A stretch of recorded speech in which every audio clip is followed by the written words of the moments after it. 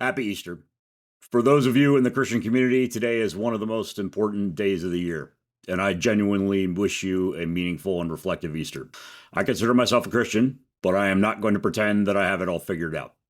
I don't. The details of my faith are something that I wrestle with every day. But what I do firmly believe is this: the life and teachings of Jesus place a clear obligation on us to treat others with dignity, compassion, and fairness. Not just people who believe what we believe, but everyone, because every person is made in the image of God. In Genesis 1:27, we're told that all human beings are created in God's image. In Matthew 22:39, Jesus commands us to love our neighbor as ourselves. And when scripture tells us what exactly love means and looks like, it's unmistakable. God told us through his apostle Paul in 1 Corinthians 13:4-5. Love is patient, love is kind. It does not insist upon its own way. That matters.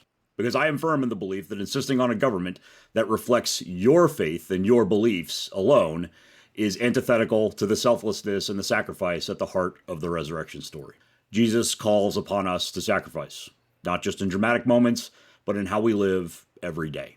And in a country like the United States, one of those sacrifices is this: we don't demand a government that enforces our personal faith. We support a government that protects people of all faiths and of no faith at all, even when that means our own beliefs don't control the outcome. That is not a rejection of Christianity. In fact, I would argue it is the most important expression of it. Even Jesus draws a line in Matthew 22:21.